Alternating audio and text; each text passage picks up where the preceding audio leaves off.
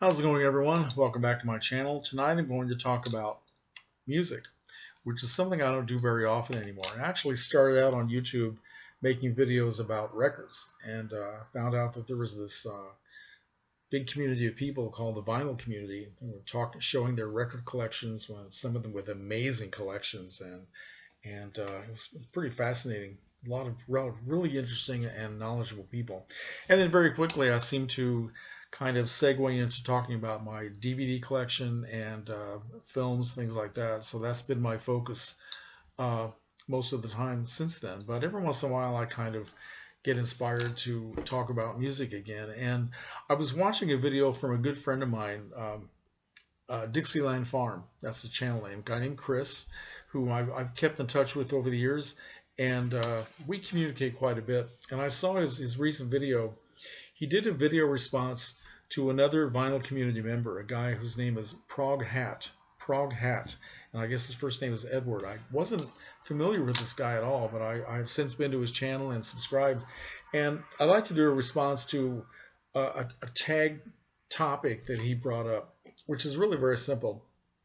He wants us to name our two favorite albums, two favorite records, and then answer two questions about them. One which is, do we still listen to this music? And the second one is, do we have these albums on different formats? How many different versions do we have? So this is something I can do. I'm very happy to talk about my two favorite records. Incidentally, my top two records that I'm going to name tonight have been my top favorite records for decades. I mean, I could have answered this question the same way back in 1980. So this has been a long time. So let me go all the way back to the 1960s when I was in high school. I have one album here from 1966 and one from 1967. That's the year that I turned 16. So here we go. How many of you of a certain age fell in love with the Motown sound back in the 1960s? And I did. I still love that music. I still have a lot of those records. I used to have stacks and stacks of 45s mainly from the Motown sound, but I also bought several albums. Don't have the 45s anymore, but I kept all the albums. So this is my number one album, not just for Motown, but for all time. This is Martha and the Vandellas' Greatest Hits from 1966. Wow, I love this music so much, more than I could possibly tell you.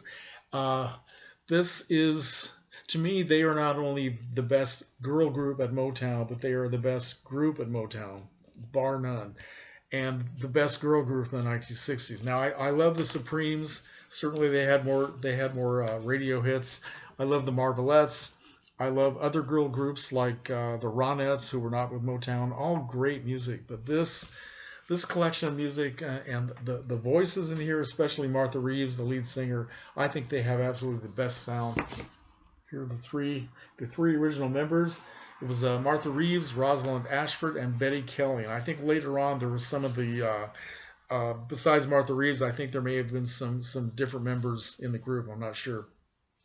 So this album, which as you can see, I've played it to death. I won't show you the condition of the record, but you can see from the cover that it's in pretty bad shape. I admit, and I'm very ashamed to admit, that I did not take good care of a lot of my records back in the day. So I do regret that. But here's the music they have on here. A lot of them which were big hits on the radio, and some which were lesser hits, but still great songs. We have My Baby Loves Me, Dancing in the Street, Quicksand, Love is Like a Heat Wave, Come and Get These Memories, In My Lonely Room, Love Makes Me Do Foolish Things, A Love Like Yours Don't Come Knocking Every Day, Live Wire, Nowhere to Run, You've Been in Love Too Long, and Wild One. Just great music. Now I did eventually replace. Oh, by the way, I do still play this. I absolutely do still listen to all this music, but I did replace this album, since it was in bad shape, with this other same version, which came out maybe in the 1970s. I'm not quite sure when I bought this, but I do take better care of this one. Now let's talk about the difference between the sound of some of the music on these records. For those of you who remember this music, and if you happen to like the song Quicksand, which, if I had to pick my two favorite Martha and the Vandellas songs, I would pick Quicksand and Wild One. And Quicksand was a radio did pretty well on the charts. The Quicksand or Wild One didn't stay on the charts very long at all, but that's a great song. Quicksand is terrific music, terrific dance music.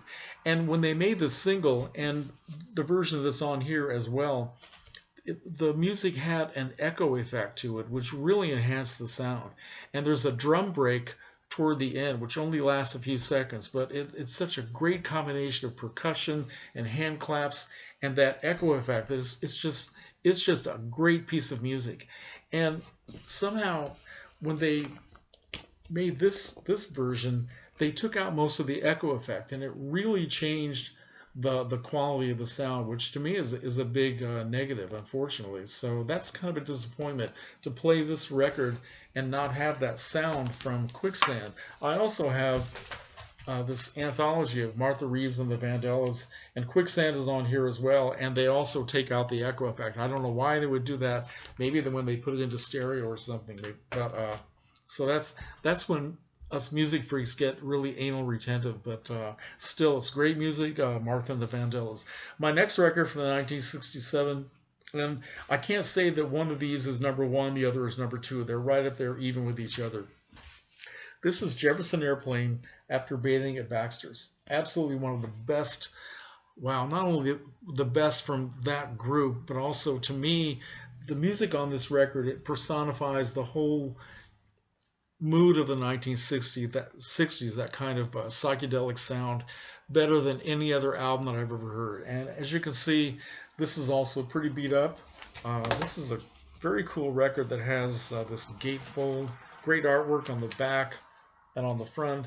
They also have this gatefold thing going on, and also some artwork on the sleeve, which the sleeve is torn, so I'm not going to take this out. This is